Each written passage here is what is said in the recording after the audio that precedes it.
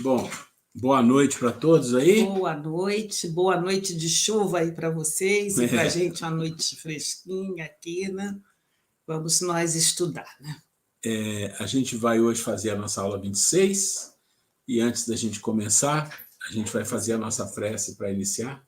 Aula 26, agradecendo a Deus, nosso Pai, a toda a espiritualidade que nos ajuda tanto nessa caminhada, que apesar de nossas dificuldades, das nossas precariedades, nos intui, nos ajuda para que nós possamos aprender, para que nós possamos, assim, dessa forma, crescer espiritualmente, em inteligência, em amor, em harmonia, em fraternidade. Que essa aula de hoje seja benéfica para todos nós, encarnados e desencarnados. Graças a Deus. Então, vamos lá. A gente está entrando aqui na aula 26, e esse item 2 nós demos uma lida muito rápido, mas como ele é o começo, nós vamos fazer novamente, vamos fazer o item 2 e o item 3 hoje, e provavelmente vamos entrar num adendo. Hoje vai ter um adendo, porque tem um assunto que ele é um assunto muito comentado, é um assunto interessante, que fala que nós falamos dos fenômenos mentais, né, do processo mental, número 1, terminamos na aula passada. Vamos falar do fenômeno mediúnico, que é o 2, e depois tem os fenômenos da natureza. E aí a gente tem um adendo, porque esse é um tema muito discutido, muito comentado em meios não espíritas, de várias maneiras diferentes, e também no meio espírita, né? No meio espírita a gente fala desse assunto, que é com relação aos espíritos que trabalham na natureza. E dentro de uma área mediúnica, dentro de uma casa de cura, dentro de uma casa de passe, todo momento em que você tiver fenômenos mediúnicos, provavelmente tem fenômenos, espíritos que trabalham na natureza, colaborando com medicamento, com remédio, com fluido. Isso é muito intenso, né? Então, vamos lá. Hoje nós vamos falar de fenômenos mediúnicos, e só para lembrar, nós estamos no item, vamos voltar aqui para a gente ver, aqui.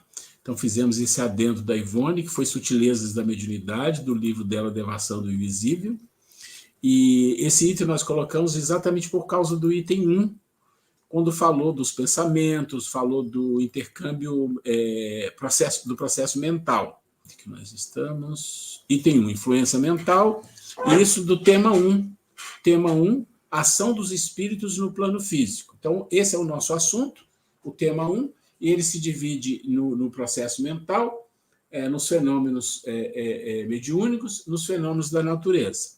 Então, vamos lá. Vamos agora entrar nos fenômenos mediúnicos, rapidamente aqui.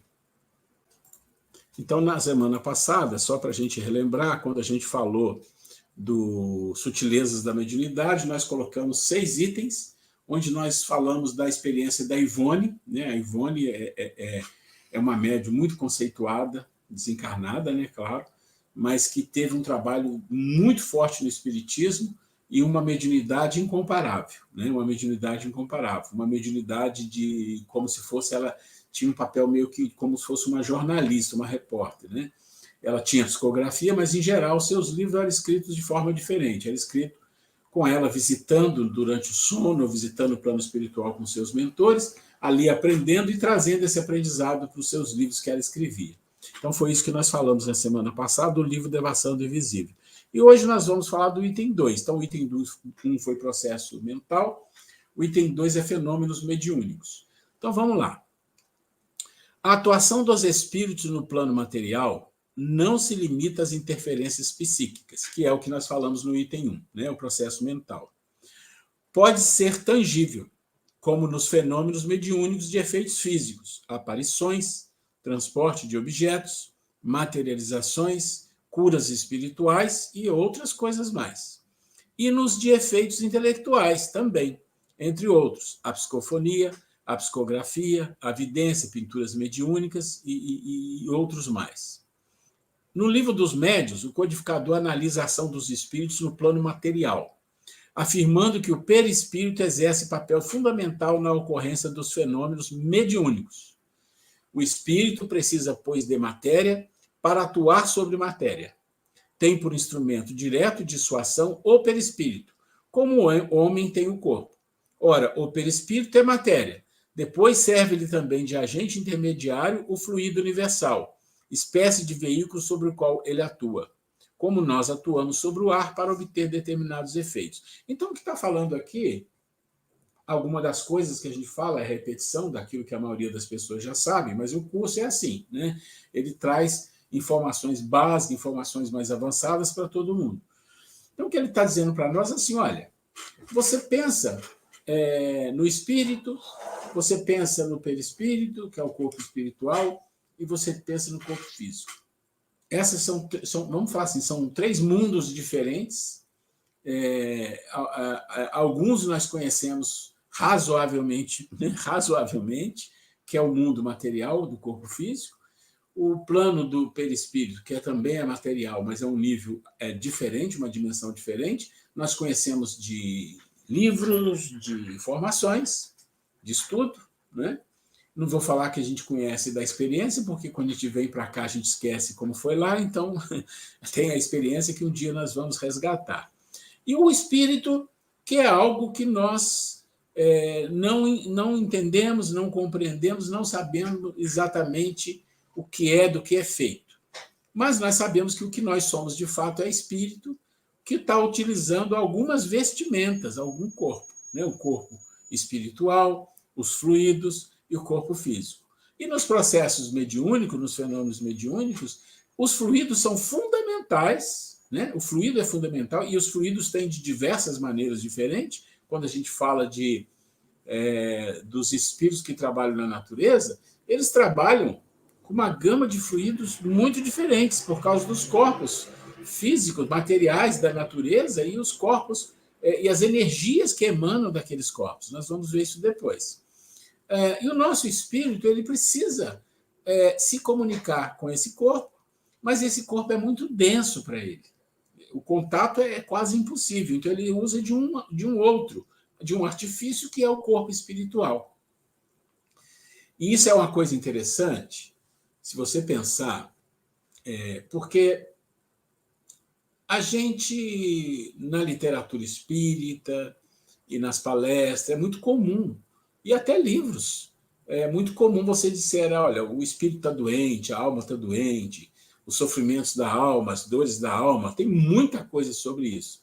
Mas quando você analisa de uma forma profunda, filosófica, e se você analisa alguns livros, eles te levam a entender a coisa com mais profundidade, como que esse corpo, esse espírito, né? Não é um corpo, esse espírito, ele foi criado simples e ignorante. E quando você fala simples, você pode entender também como puro, né? Imaculado. E aí ele se alinha ao princípio material para uma jornada. Mas esse espírito que se alinha a um princípio material é um princípio muito sutil, muito sutil. E eles vão caminhando ali. Só que as coisas materiais, grosseiras, não atingem o espírito. Não tem capacidade de atingir o espírito. Atinge o quê? Atinge o princípio material, atinge os fluidos. E aí, quando você fala de um ser humano, você está falando, então, de um corpo físico, de um corpo espiritual, que é o perispírito, e o espírito. Então, aquilo que é muito grosseiro, que é uma coisa material, não atinge esse espírito, né? Não atinge o espírito. Então, por isso a gente tem, aí você vê a lógica, por isso a gente tem um perispírito. Por quê? Quando você desencarnar, você não vai pensar assim como a maioria das pessoas que não tem conhecimento espírita, olha, morreu a doença, ele tinha uma doença grave, tinha um problema, ele fumou muito, ele bebeu muito, quer dizer, ele estragou o seu corpo físico, mas também estragou o corpo espiritual, porque ele precisa levar para o outro plano aquela experiência negativa de algum vício, de alguma deficiência que ele teve, que ele causou no seu corpo, ele tem que resgatar, ele tem que aprender sobre aquilo. Como é que ele vai aprender? No plano espiritual e voltando. Mas como é que esse processo ocorre? Ocorre porque o perispírito gravou aquela deficiência e aquela deficiência volta no momento do encarne. E eu até sugeri para vocês verem o reencarne de Sigismundo, né, de Sigismundo, lá do André Luiz, aquela, vamos falar assim, aquela corrupção, ou aquela deficiência, ou aquele vício, o que for, o nome que a gente quiser dar, aquilo vai, então, para o lado de lá, não no espírito, vai no perispírito, aí o perispírito não passa para ele, o espírito não recebe isso, fica no perispírito. E aí o que acontece? Você volta a encarnar e o perispírito é o local onde está registrado. Olha, ele precisa passar por essa dificuldade, ele precisa passar por esse aprendizado, senão ele corre o risco de cometer o mesmo erro e danificar o seu corpo físico e o seu corpo espiritual. Então, aqui nós estamos falando de quê? Exatamente desse trabalho que existe nesse processo, porque quando você fala de cura espiritual, você está falando de quê? Você está falando de manipulação de fluidos que vão ajudar na cura não só do corpo físico, mas principalmente do perispírito. Mas se você quiser ir mais fundo nisso aqui, você pode pensar que a cura de fato verdadeira vai além disso. A cura verdadeira vai ao espírito. E aí é muito interessante, que aí você pode falar assim, não, mas o espírito ele não recebeu aquela corrupção, ele não recebeu aquela doença, aquilo ficou entre o corpo e o perispírito, é verdade. Mas o espírito é o agente de transformação, é o agente que tem a evolução. A evolução é do espírito, né? O perispírito também se transforma, mas o espírito é o agente, é o que comanda. Então, se o espírito tem um comando de uma transformação moral, intelectual, de inteligência, aquele processo que ele fizer vai ajudar a cura de todas as doenças que ele tem. Então, a gente pode entender que, de fato, a cura verdadeira, na sua profundidade, para que o ser não erre mais, como Jesus falava, né? Vai e não peques mais, para que o ser não erre mais, para que o ser não caia no erro, de novo, das doenças, dos problemas, dos vícios, de fato não está no corpo físico nem no perispírito. Porque se você pensa assim, olha, vamos com uma lógica aqui. Você toma um remédio para você curar uma doença que você tem. Aquela doença te alivia e tal, e te cura. Então você tem, vamos imaginar, uma dor de cabeça. Você toma um remédio para dor de cabeça. E a dor de cabeça passa. Daí um tempo, você tem de novo uma dor de cabeça. Você toma um remédio para dor de cabeça e passa. Será que não tem alguma coisa atrás disso que você precisa cuidar no seu corpo físico? Só estou falando do corpo físico. Daí você vai buscar e você descobre que você tem um problema de fígado. Opa, aquilo está te causando dor de cabeça. Aí você vai investigar o fígado. E você vai cuidar do fígado. E cuidando do fígado, você pode descobrir que ali está a causa real do seu problema físico. Ou que ali é uma consequência de uma outra coisa. Talvez uma alimentação. Olha como uma coisa vai. Só físico que eu estou falando. Se você vai para o lado do perispírito, aí é um pouco mais profundo, porque você vai ver que algumas doenças vêm da vida anterior, e aquilo traz para você um desconforto, um problema que você precisa cuidar. Então você tem que cuidar do corpo físico e cuidar da sua mente, das suas emoções, para que aquilo seja rearranjado no seu perispírito. Pronto, tá bom. Mas o perispírito também é matéria numa outra dimensão. Você concorda que você está cuidando da periferia? Enquanto você está cuidando do corpo físico, eu dei o exemplo da dor de cabeça e mostrando como a causa pode ir mais profunda. E a gente sabe disso. Todos nós que temos doenças, que vamos a médico, nós sabemos que muitas doenças ou muitos problemas que nós temos, a causa às vezes é bem diferente da que a gente imaginava. A gente sabe disso. Então, se a gente pensar... Sintomas são para alertar. Sintomas são alertas, sintomas são termômetros, né? E a gente, às vezes, só cuida dos sintomas. Infelizmente, a medicina atual... ela cuida dos sintomas com raras exceções, né? Os holísticos e tal. Por que eu estou contando essa história? Para a gente entender, gente, essa relação desses três mundos, o espírito, o corpo perispiritual e o corpo físico, né? Relacionado aos fenômenos mediúnicos, relacionado aos fluidos, e a cura, o processo de cura. Então, quando você está cuidando da periferia, que é o corpo físico, e que mesmo o perispírito, você vai melhorar as coisas. Mas, de fato, a cura verdadeira, na maior profundidade, está no espírito, que não está doente, mas ele está ignorante. Ele não conhece, ele não sabe, ele não desenvolveu potencialidades. Existe um livro, eu vou até pedir para minha esposa pegar de novo, aquele livro, meu amor, do Ave Luz. Existe um livro chamado Ave Luz, eu não sei se foi aqui que a Grace mostrou, se foi no curso de doutrina, tem hora que a gente confunde. Esse livro é uma conversa entre Jesus e seus discípulos. Então, cada capítulo pega a cura para mim, é a cura. Cuidado aí. Então, cada capítulo é uma conversa entre o discípulo e Jesus. E eu faço questão de ler um trecho, a Grace vai até ler para a gente um trecho, para vocês entenderem perfeitamente o que eu estou falando, porque quem está falando disso não é o Ruela, não, é Jesus. Então, tem aí a cura. Ela está pegando aqui, mas é uma passagem muito bonita, porque é exatamente Mateus. É Mateus.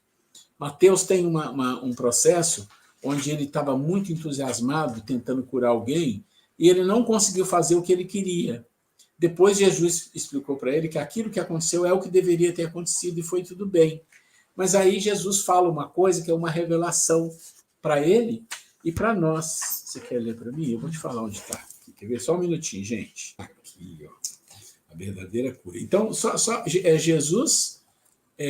Jesus falando várias coisas e falou uma coisa, gente, que é uma coisa que me deixou muito feliz, porque isso reforça muito essa visão que não é que eu tenho, é uma intuição que eu tive no passado, eu trabalhei em cima disso e fui descobrindo isso, e hoje eu percebo, isso é um fato. Então a Grace vai ler um trecho aqui de Jesus falando com Mateus sobre a cura. Olha só o que ele fala, gente. Puxa para você. Isso. No primeiro, eu vou ler primeiro o primeiro parágrafo, só para a gente pegar carona lá. O Mateus questiona com Jesus para ele falar um pouco sobre a cura. Aí o Jesus fala o seguinte: na verdadeira acepção da palavra, ninguém cura ninguém. Nós podemos servir de alerta para que os enfermos se curem a si mesmos. Jesus sempre falava: tua fé te curou, né? Te salvou. Quando alguém chegava a ele, ele perguntava, mesmo que fosse um cego, o que queres que eu faça, né? Então, a pessoa precisava querer para realmente obter aquela cura, né? Então, e aí ele continua: no entanto, essa realidade só poderá ficar em evidência para um futuro muito distante. Por enquanto, é bom que a ilusão se manifeste para que os enfermos, pela força da própria dor, conheçam a si mesmos e façam uso do que têm em seus corações, depositado por Deus, que é o Pai de todos, gerador do amor universal. E aí ele continua: quem espera a cura fora de hora ainda desconhece os remédios existentes por dentro, que por vezes deixam parecer habilidades exteriores, que podem ser chamados de alívio. A verdadeira cura, o restabelecimento completo da alma e do corpo, vem da fonte inesgotável do espírito, que não foi feito enfermo. Frisa bem, o espírito não foi feito enfermo, mas com perfeita saúde. Se queres ser, e a bem dizer, vai ser um terapeuta, aí ele continua falando com Mateus, o que interessa é essa parte, né? Então, gente, quando Jesus ele fala aí com bastante assertividade, né, que a cura, que o espírito, né, que o espírito ele é criado, ele coloca o espírito, a verdadeira cura, o restabelecimento completo da alma e do corpo, vem da fonte inesgotável do espírito que não foi feito enfermo, mas com perfeita saúde. Então ele deixa bem claro que nós, espíritos, a essência, não é doente, não foi feito doente e não fica doente. A doença, e o Ruela vai explicar agora, é mais questão reflete no nosso corpo e fica impregnada no nosso perispírito. Ele vai explicar para ficar clara essa diferença. Então, mas eu queria chamar a atenção de vocês e pedir para a Grace ler. Esse livro é o livro de cabeceira dela, né? E está sendo meu também, que é muito lindo. É quando Jesus fala para Mateus. Isso é muito interessante. O espírito foi criado, não tem doença, ele é incorruptível. E ele é incorruptível e ele não aceita nenhum tipo de doença. Doença é uma coisa criada pelo corpo físico. no embate com a vida, com as provas, com as expiações, com os erros, com os vícios, tudo isso. E aí, isso vai para o perispírito para um processo de aprendizado e resgate. Mas aí Jesus diz, um dia, olha só, lá naquela época ele falou que existe uma fonte inesgotável de cura no interior de cada um. O espírito tem essa ferramenta, o espírito tem essa fonte inesgotável de cura. Só que ele fala aqui naquela época, e hoje ainda é assim, ele diz naquela época que isso era coisa que ainda viria no futuro. Essa descoberta, ou esse tipo de processo, onde o próprio espírito se curava, é uma coisa muito para o futuro. E a gente pensa hoje, naquela época, ainda é para o futuro. Apesar de a gente ter algumas situações que aparecem por aí, de grupos, de trabalhos holísticos, trabalho de magnetização, trabalhos espirituais, não no espiritismo, mas em outras situações também, de curas. Então, assim, eu sempre entendo que num planeta de regeneração, não no início, mas depois de um bom tempo, quando está sedimentado, esses processos vão começar a aparecer aos poucos. Porque se você pensar num planeta de expiação e prova como o nosso, a gente já tem algumas situações de curas holísticas, de curas espirituais. Então, como será num planeta um pouco melhor que esse, daqui, sei lá, 500, 1.000, 2.000, 5.000 anos? Provavelmente nós vamos começar a alcançar alguma coisa assim, né? Então, isso é uma coisa que a gente precisa pensar. E puxou aqui esse assunto porque ele está ligado aqui quando fala das curas espirituais. Você quer comentar? Sim.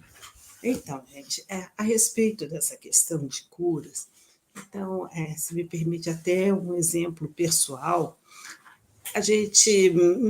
aconteceu um fato que me faz ter cada vez mais convicção dessa questão que nós somos capazes, né, nós espíritos, de reverter muitas das nossas doenças, né, dessas questões, como ela falou, às vezes uma dor de cabeça é um alerta de que algo não está bem, né?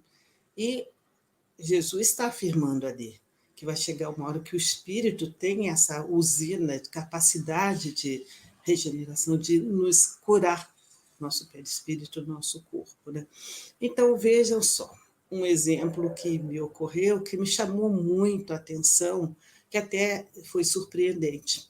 Um belo dia, amanheci, eu estava com muita, mas muita dor de garganta.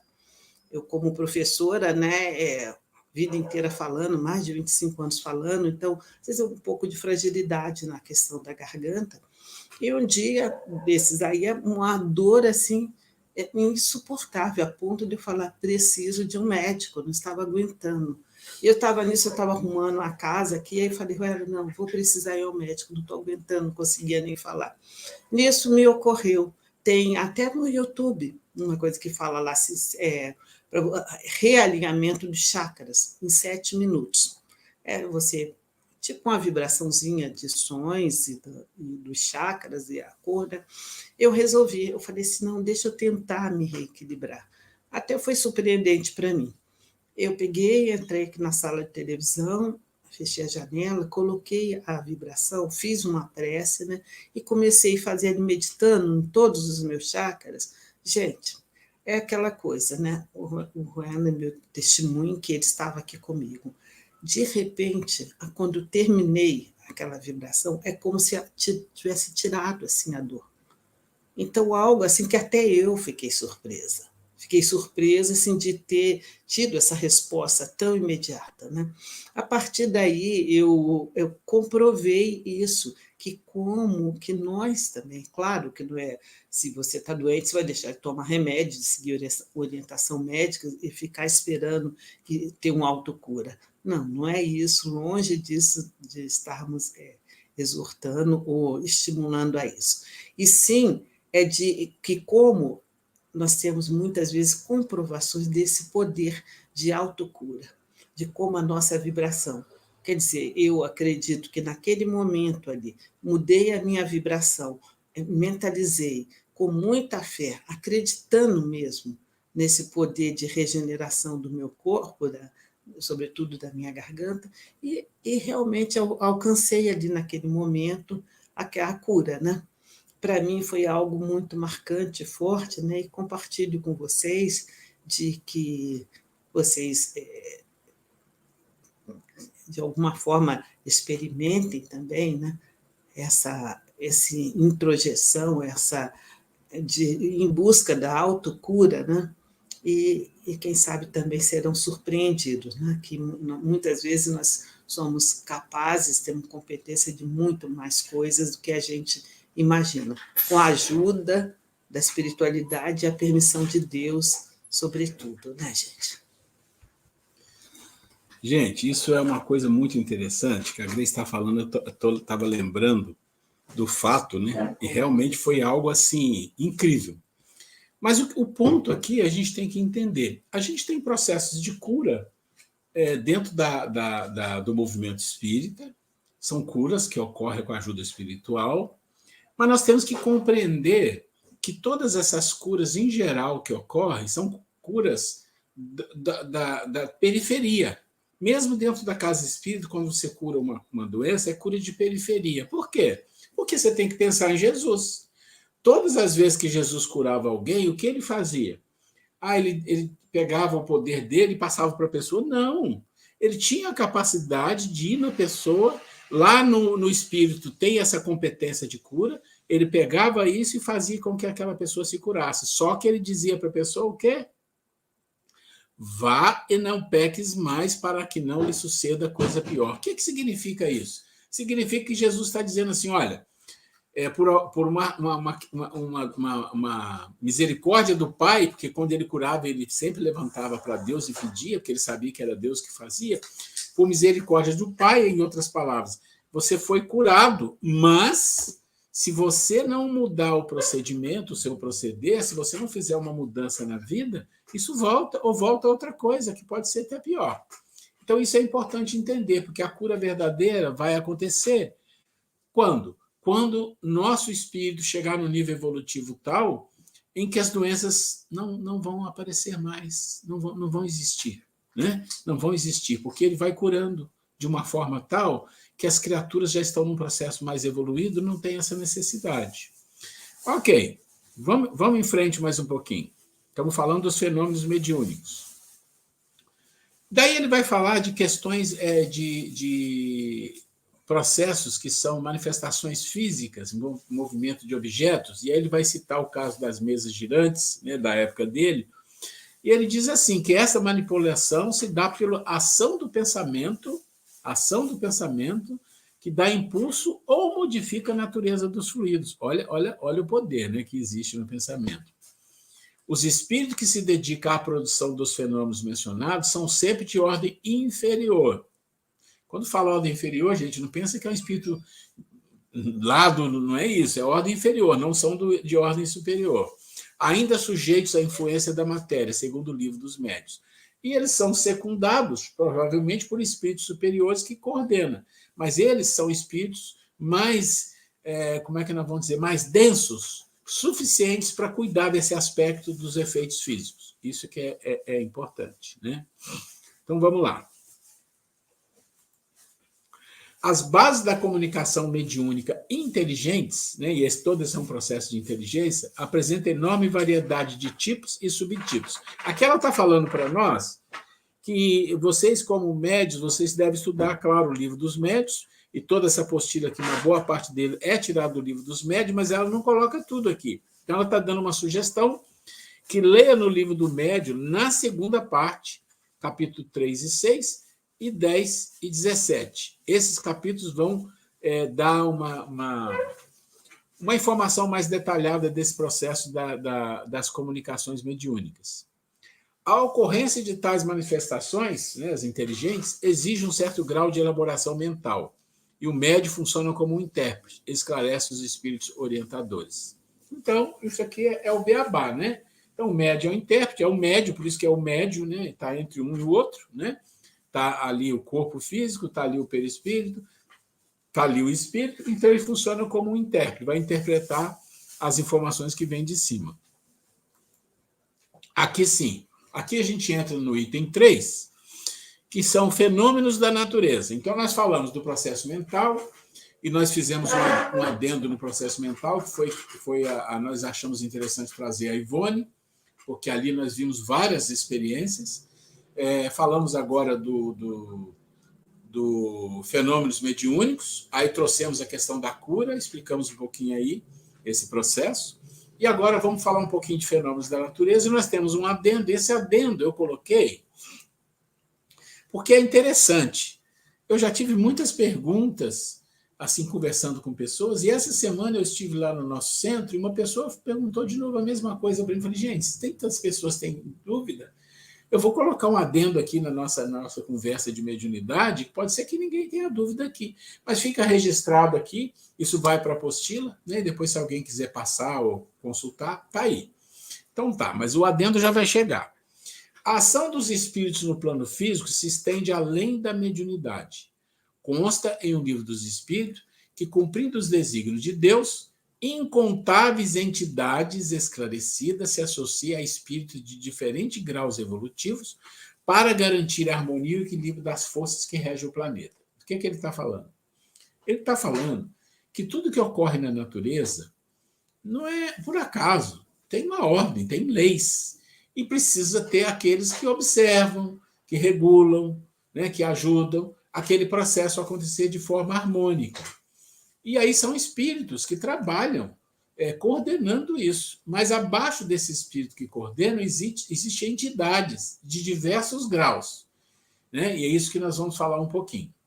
Percebe-se, então, que os eventos geológicos catalogados como naturais, ou seja, não provocados pela ação lesiva do homem, são acompanhados de perto por espíritos benfeitores, a fim de que as transformações intrínsecas e reações dos elementos materiais da natureza não coloquem em risco a vida planetária. Então, aqui é André Luiz, né? Então ele está dizendo assim, existem os movimentos tectônicos, os movimentos de vulcões, de maremotos, ventania, todos esses processos, e além dos processos naturais, normais, que eles têm ações de espíritos benfeitores que observam para que as coisas não saiam do controle.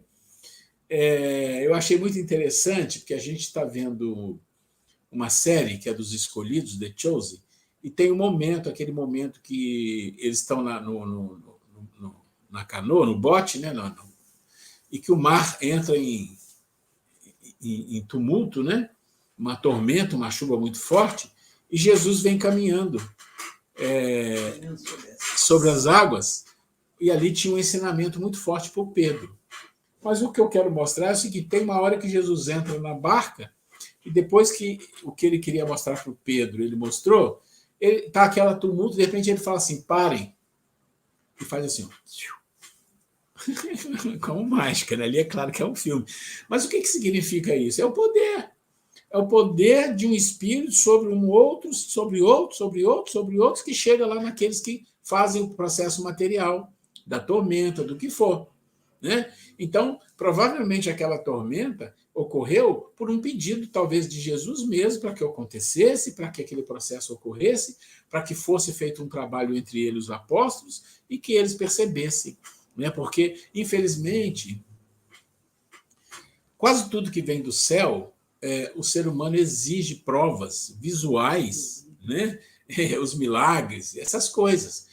Se não tivesse essas coisas físicas, a aparição de Jesus depois da morte, tudo isso, as coisas seriam diferentes. Mas a espiritualidade, eles falam, pô, mas por quê, né? Mas a espiritualidade entende, a paciência desses espíritos superiores é compreender que a nossa condição espiritual é ainda tão precária que a gente precisa disso. E mesmo assim, acontece de pessoas verem isso e mesmo assim não aprenderem, não aceitarem e arrumarem outras explicações. Mas aí é outra história, né? Aí ele fala assim, ó, o reino vegetal possui cooperadores numerosos. Vocês possivelmente ignoram que muitos irmãos se preparam para o mérito de nova encarnação no mundo, prestando serviço aos reinos inferiores.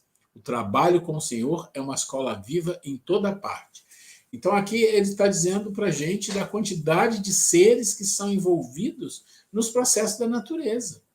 Então, quando você entra, por exemplo, numa mata, numa floresta, ou coisa que seja, ali tem vários espíritos, ou não espíritos, ali tem vários seres, vou falar de seres, tem vários seres que trabalham, que controlam, que verificam aquilo tudo ali. Então é interessante você ter uma boa vibração ali, porque eles percebem isso. Eles percebem isso. Ok.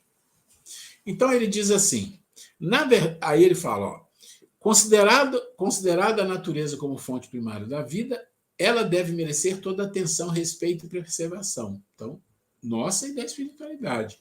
Não se deve inferir, contudo, que a ação dos espíritos na natureza esteja relacionada aos conceitos da mitologia que pregrava a existência de deuses, encarregados da chuva, dos ventos, da colheita. Não é assim. Ou que tais espíritos constituem uma categoria à parte da obra da criação. Na verdade, são espíritos que, comprometidos com esse gênero de atividade humana, já renasceram anteriormente e voltarão, por certo, a reencarnar na Terra em missão ou em trabalho corriqueiro. Aqui ele está falando daqueles que coordenam, mas tem aqueles seres que trabalham, vamos falar assim, pensa assim, aqui são os níveis mais altos, os médios, mas tem aqueles que põem mão na massa, nós já vamos falar deles aqui. Verifique-se dessa forma que a participação dos espíritos no plano material é efetiva e preponderante, tendo em vista o progresso do homem. Então, com o fim do progresso espiritual. Todavia, a ação espiritual está necessariamente vinculada aos processos de sintonia estabelecidos entre desencarnados e encarnados. Cabe, pois, a cada um observar e escolher o tipo de companhia espiritual que deseja. Os bons espíritos se fazem presentes na vida cotidiana, embora nem sempre os encarnados lhe acolham as sugestões elevadas. Segundo o codificador, seria esse o motivo da maioria das ocorrências infelizes que o ser humano sofre. Nós vamos... sim, ok. Ok, depois nós vamos entrar no adendo. A Grace quer fazer um comentário. Gente, mais uma vez, vou trazer aqui um relato muito interessante de quando ela colocou a Ida nesse que ele fala. Na verdade, são espíritos comprometidos com o gênero de atividade humana, já renasceram anteriormente e voltarão, por certo, a reencarnar na Terra, em missão ou em trabalho corriqueiro. Me ocorreu o seguinte: nós trabalhávamos numa casa espírita, em reunião mediúnica, e também estudávamos, né, como estamos estudando aqui, paralelo às coisas.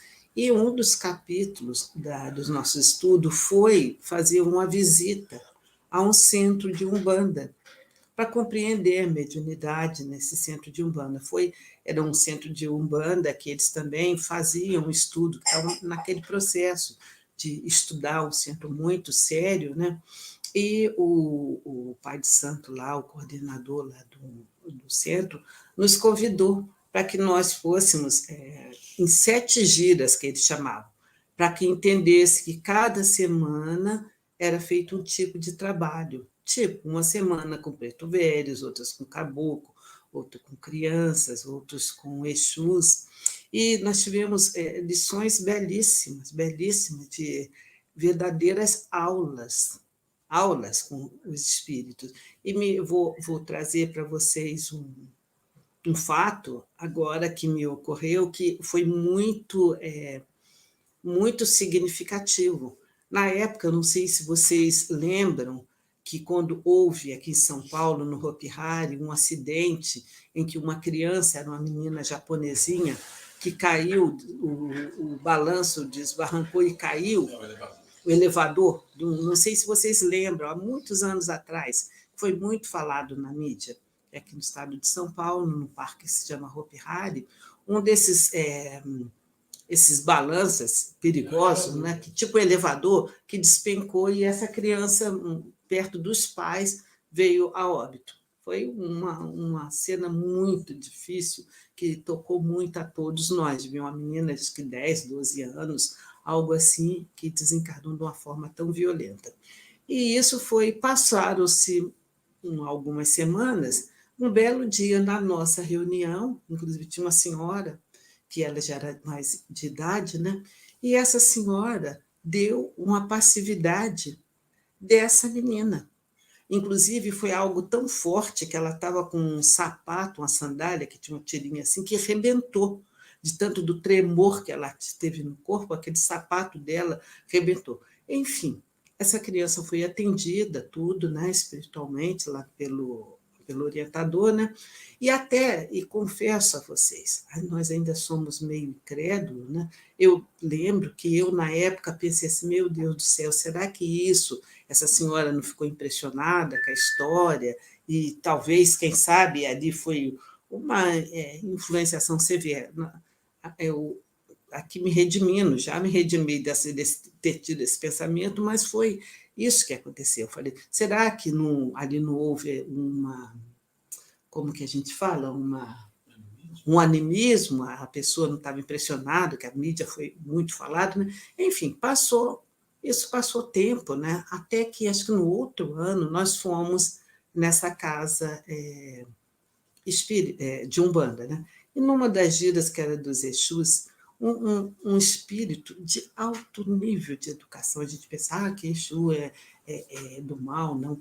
E ele veio nos explicar qual o papel deles. Então, falando que eles foram espíritos que, quando encarnados, tiveram muito débito, se comprometeram muito, e agora eles têm para se redimindo, como missão, de trabalhar mais terra a terra, né? Para ajudar as pessoas. Você vê que vai no centro espírita, os preto velhos, caboclos, são espíritos bons, se for um centro sério, né? Que eles realmente ajudam, não tem nada disso de falar que vai fazer o mal, né? E aí, ele falando isso, aí ele comentou algo que me sensibilizou muito, vale a pena vocês ouvirem, que é ensinamento para nós. Então, eles nunca tinham nos visto nem nada, não conhecia nada da nossa vida. Nós estávamos indo lá nessa gira pela primeira vez, e ele começou contando para a gente que todas as vezes que Exus, que eles faziam uma boa ação, algo de bom, ajudava alguém, que os espíritos, que eram os mentores dele, os responsáveis, que davam tipo assim, presenteava a eles, levando na nossa casa. Vê como éramos interligados já, né? Levando a nossa casa nas reuniões de estudo, e que eles gostavam muito que quando eles iam, né? Então, ele falando isso, nós ficamos até surpresos, né, deles falarem que eles gostavam muito. Aí ele contou o seguinte, que em determinada vez, ele contando que tinha um rapaz envolvido com drogas, num processo muito difícil, e ele conseguiu, aconselhando aquele rapaz, conseguiu tirar ele de uma situação de quase morte, uma situação muito difícil. E com isso, estou resumindo, gente, com isso, o mentor dele, esse espírito de quem eu estou falando, com certeza, se ele estiver ouvindo, ele vai ver e como fiquei encantada com a história dele. E com isso, os espíritos, os superiores a ele, né, deram como aquela bonificação que eles tinham, né, a oportunidade de ir à nossa casa. E aí, do nada, o espírito falou assim, que o dia que eles foram, aí ele falando, pois é, minha filha, foi naquele dia que aquela menina que deu passividade lá, que foi socorrido, e ele relatou, gente. Olha, uma coisa assim que eu nem podia mais lembrar, que já devia ter quase um ano isso que aconteceu, e então nem lembrava, já não estava se falando mais, e ele relatou direitinho o que aconteceu dentro da nossa casa espírita, a passividade que foi dado, e ele relatando que ele, mais alguns amigos deles, estavam lá nesse dia, que vibraram na hora da vibração, tudo naquele processo em ajuda àquele espírito daquela criança que estava em sofrimento. Gente, foi algo assim que é tão marcante para nós, né? E a gente vê, né, que o quanto que espíritos, como ela falou, às vezes os elementares, nas florestas, na natureza, eles são comprometidos, e mesmo no terra a terra, esses irmãos que precisam lidar com questões mais difíceis, né, têm um papel, são trabalhadores de Cristo, né, dentro da sua evolução ali, e tem um papel. Então, esse é um fato real que nos aconteceu na nossa casa espírita. Esse espírito, ele relatou um fato que tinha acontecido há quase um ano atrás. Ele contou direitinho o que aconteceu na nossa casa, e que ele, mais outros amigos, outros espíritos que foram presenteados, né, vamos dizer assim, por terem feito uma boa ação de ir e ser levado para estudar conosco na nossa casa. Então, gente, isso para nós foi uma grande lição de quê? De comprometimento, de nós nos comprometermos também de ser uma casa séria, né?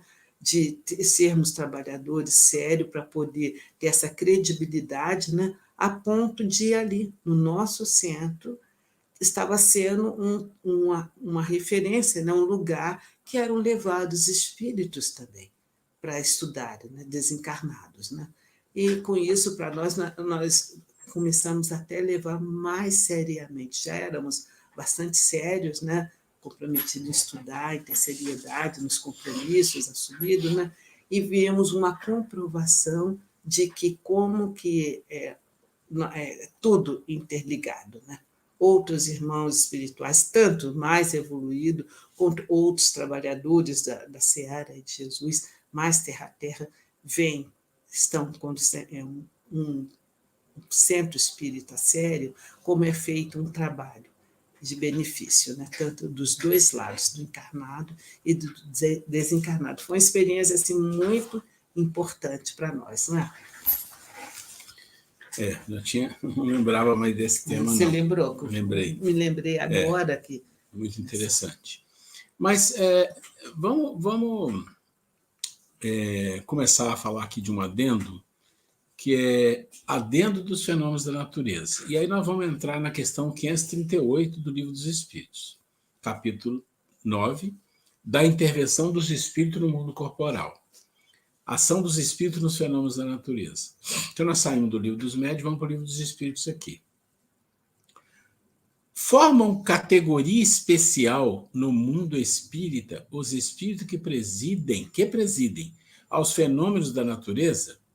Serão seres à parte ou espíritos que foram encarnados como nós? Que foram ou que serão? Ora, claro, se ele está falando dos que presidem, já foram, né? Seres encarnados como nós, ou poderão ser também. Então a resposta é, olha, normal. Pertencem esses espíritos às ordens superiores ou às inferiores da hierarquia espírita? Isso é conforme seja mais ou menos material ou mais ou menos inteligente o papel que desempenhem. Uns mandam, outros executam. Os que executam coisas materiais são sempre de ordem inferior. Assim, entre os espíritos como entre os homens. Continuando aqui, capítulo 28, Espíritos diferentes. Deus é justiça e amor. Sendo assim, o que todos já reconhecem, ele não poderia criar espíritos à parte, diferentes. Eles são todos iguais, para manifestar a glória do Criador. Poderia o Senhor criar espíritos inferiores e superiores? Aí a resposta, onde estaria a justiça? E mesmo o amor? Vê bem o que disse Jesus, anotado por Mateus. Assim, pois, pelos seus frutos reconhecereis.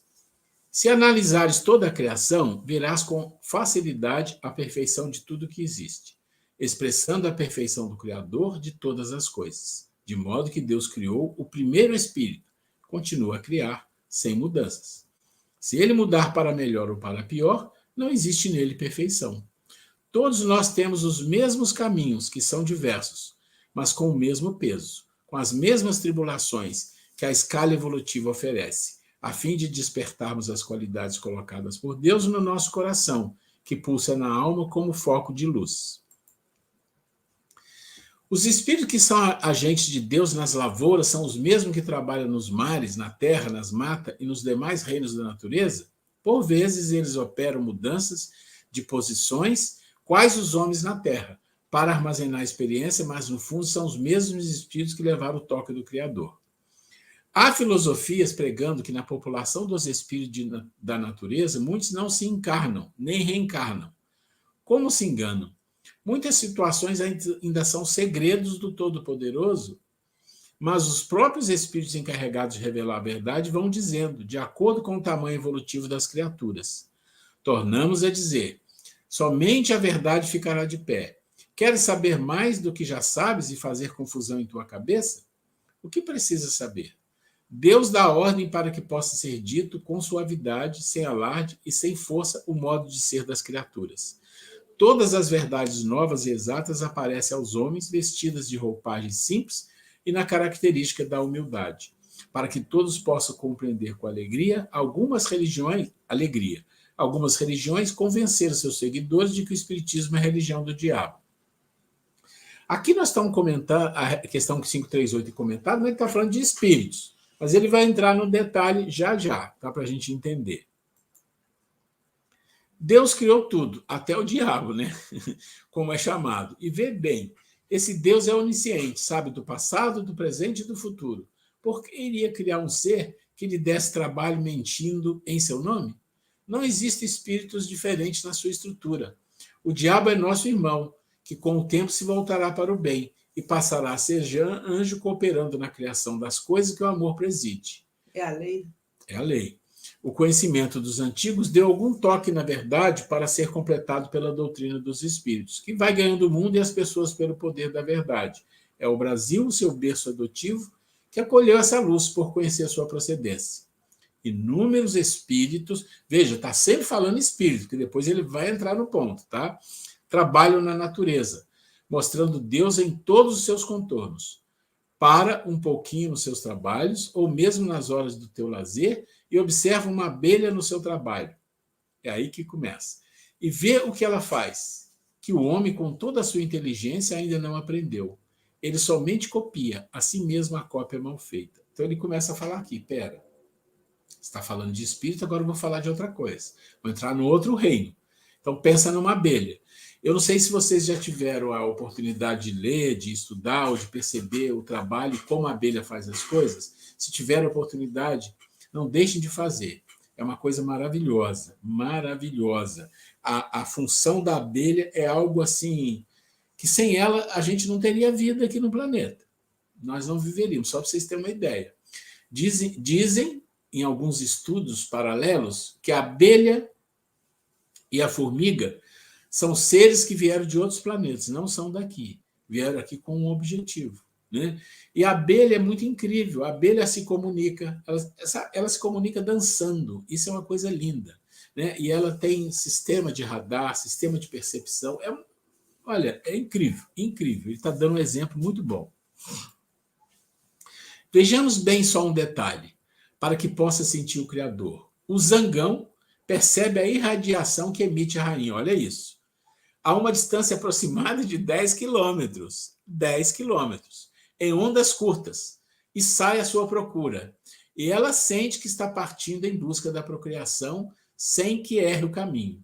E os milhares de fatos que existem em um apiário, não é Deus, pelos seus mais qualificados agentes, que comanda a vida? Então, ali tem os agentes que comandam aquilo. E o teu corpo físico? Já notaste a maravilha do seu funcionamento? Pensa nisso, que verás o Senhor dentro e fora de ti, operando maravilha em sustentos da vida. Aqui começa o adendo, que está relacionado a essa questão dos espíritos elementais. O nome correto é os elementais, porque não podemos dizer... É como você fala assim, os animais têm espírito? O Kardec diz, tem, mas fala com E minúsculo, porque não é um espírito exatamente como o do homem, é um princípio espiritual já no nível mais evoluído. Os elementais têm um espírito, é a mesma coisa, é um intermediário. Então vamos lá, o que diz sobre isso aqui? Aí esse é um trabalho que foi feito com o Divaldo, fizeram uns questionamentos e nós vamos dar uma olhada nesse adendo. Então diz assim, perguntas e respostas sobre o tema por Divaldo Franco. Existem os chamados espíritos elementais ou espíritos da natureza? Bom, quando você fala espíritos da natureza, você está falando daqueles que coordenam, são espíritos mesmo, de espíritos de um certo nível maior. Divaldo, sim. Existem os espíritos que contribuem em favor do desenvolvimento dos recursos da natureza. Em todas as épocas eles foram conhecidos, identificando-se através da nomenclatura variada, fazendo parte mitológica dos povos e tornando-se algum deles deuses que se faziam temer ou amar. Lembra lá, o deus da terra, o deus do mar, aquilo que ficou lá para trás. Qual o estágio evolutivo desses espíritos? Então, a resposta. Alguns são de elevada categoria, e comandos menos evoluídos. Está bem dentro do que o Kardec colocou, né? Que se lhe submetem docilmente, elaborando em favor do progresso pessoal e geral, na condição de auxiliares daqueles que presidem aos fenômenos da natureza. Então, eles são submetidos hierarquicamente a outra ordem mais elevada de espíritos, de acordo com o papel que desempenham de maior ou menor inteligência. Tornam-se responsáveis por inúmeros fenômenos ou contribuem para que os mesmos aconteçam. Os que se fixam nas ocorrências inferiores, mais materiais, são, portanto, pela própria atividade que desempenham, mais... Deixa eu ver aqui. Sumiu aqui, gente, o que está escrito aqui, mas não tem problema. Mais atrasado, submetido aos grandes de maior elevação. Então, a hierarquia. Esses espíritos apresentam em formas definidas, aí começa, ó, como, por exemplo, fadas, doentes, gnomos, silfos, elfos, sátiros, etc.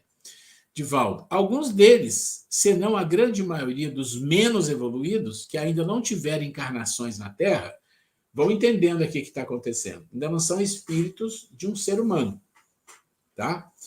Apresentam-se, não raro, com formas especiais, pequena dimensão, o que deu origem aos diversos nomes nas sociedades mitológicas do passado. Acreditamos pessoalmente, por experiências mediúnicas, que alguns vivem o período intermediário aqui, ó, entre as formas primitivas e hominais, preparando-se para futuras reencarnações humanas. Quer dizer que já passaram ou passam, como nós, espíritos humanos, por ciclos evolutivos, reencarnações? Reencarnações? A reencarnação é lei da vida, através de cujo processo o psiquismo adquire sabedoria e desvela o seu Deus interno. Lembra, reencarnação os animais também têm. Então não é uma prerrogativa de um ser humano, só que tem o espírito, né, identificado, tem o espírito que já é um espírito de um ser humano, e tem os espíritos do animal, e aqui está falando de um ser que está no intermédio. Né? Aí ele cita, na questão 538, o Livro dos Espíritos interroga sobre isso que nós já lemos aqui. Tá? Vamos lá um pouco mais. Algum dia já foram homens terrestres, os mais elevados, aí é a mesma coisa que o Kardec fala, aqueles que coordenam são espíritos mais elevados, já viveram na Terra e já desenvolveram. Os outros menos evoluídos reencarnar-se-ão na Terra ou outros mundos, após se desincumbir de deveres que o credenciam ao crescimento moral e intelectual, avançando sempre, porque a perfeição é meta que a todos os seres destina. Os elementais são autóctones ou vieram de outro planeta? Pessoalmente, acreditamos que um número imenso teve sua origem na Terra e outros vieram de diferentes mundos, a fim de contribuir com o progresso do nosso planeta. Então, já está dizendo aqui, são seres que ainda não são os animais e não são os seres humanos, estão no intermédio. E dentro da obra de André Luiz, ou de Emmanuel, a gente vê que eles colocam, eu acho que, não sei se é Caminho da Luz, mas eu sei que tem, que ele fala que os seres intermediários são seres que normalmente encarnam em outros mundos para depois encarnar em mundos de seres humanos, né? Que tarefas executam? Inumeráveis. Protege os vegetais, os animais, os homens, contribui para acontecimentos diversos, tempestade, chuva, maremoto, terremoto, interferindo nos fenômenos normais da natureza sob o comando dos engenheiros espirituais que operam em nome de Deus, que não exerce ação direta sobre a matéria. Ele encontra agentes dedicados em todos os graus da escala dos mundos. Como responder os venerandos guias de Kardec na questão 536, Livro dos Espíritos. Todos eles sabem manipular conscientemente os fluidos da natureza? Nem todos. Somente os condutores, né? Sabem o que fazem e para o que fazem. Quando atuam nos elementos da natureza, os mais atrasados oferecem utilidade ao conjunto, não suspeitando sequer que são instrumentos de Deus. Então, você está vendo? Eles não têm o nível de pensamento de um ser humano. Então, eles trabalham... Aí, lembra do exemplo da abelha? Lembra do exemplo da abelha? A abelha, ela exerce um papel para a criação do planeta Terra, para a subsistência do ser humano, para a polinização, que sem elas não existiria, a gente morreria tudo de fome rapidamente, mas elas não têm consciência disso. Agora, pensa que as abelhinhas são elementais, só que são elementais que nós percebemos. Então, pensa nos elementais como aqueles espíritos que não trabalham na parte física, não têm um corpo físico, são desencarnados, ou são, né, espíritos, não é espíritos, são desencarnados, mas trabalham com a natureza, mas a gente não vê. Ou alguns veem, outros não. E normalmente trabalham em escondido. É mais ou menos assim, trabalham em conjunto sob a ordem de um espírito superior. Vamos lá.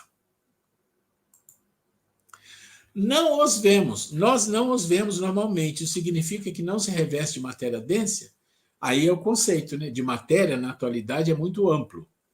A sua invisibilidade aos olhos humanos, a algum indivíduo, demonstra que seja constituído de maneira equivalente aos demais espíritos da criação. Encontram-se em determinada fase de desenvolvimento. Então, o que ele está dizendo aqui? Alguns médios percebem, algumas pessoas percebem, falam, e todo mundo pensa que é louco, que é maluco. Também tem os malucos, né? A gente não pode se enganar com isso. Mas eles têm uma constituição material diferente, porque eles trabalham em coisas que são diferentes. Quando fala da abelha, a gente puxa o que talvez fosse mais próximo de um trabalho desses elementais, seria uma abelha, só que a abelha é uma coisa física. Ela pensa nos elementais como uma coisa numa ordem material e numa outra dimensão. Qual é o habitat natural desses espíritos? De novo, ele está falando dos espíritos. Você concorda que, às vezes, a pergunta vai confundindo, porque você ou fala de espírito ou fala de elemental. Não são a mesma coisa. Então, aqui você não sabe se ele está falando dos espíritos ou está falando dos elementais, né? Então, vamos lá. Às vezes, quem vai fazer a pergunta tinha que conhecer um pouco de espiritismo para perguntar direito, porque você tem que separar elementais e espíritos. Quando você mistura espírito com elementais, dá um pouco de confusão. Por isso, Kardec falava os espíritos com S, um E minúsculo, para os animais, com E maiúsculo para o homem, para não criar confusão. A erraticidade. Aí a erraticidade, né, aí já é fora do plano material. O mundo dos espíritos, pertencendo a uma classe própria e, portanto, vivendo nas regiões compatíveis com seu grau de evolução. Mistura-se aos homens e vivem, na grande maioria, na própria natureza, que lhes serve de espaço especial. Uma das grandes preocupações da humanidade atualmente é a preservação do equilíbrio ecológico. Qual a atitude ou providência que toma quando a natureza é desrespeitada pelos homens? Quando, na infância do desenvolvimento, suscetíveis às reações mais primitivas, tornam-se agressivos e revoltados. Então, você tem isso aqui também. À medida que evolui, faz-se benignos e se apieda dos adversários da vida em qualquer forma pela qual esta se expressa. Assim, inspiram a própria proteção à natureza.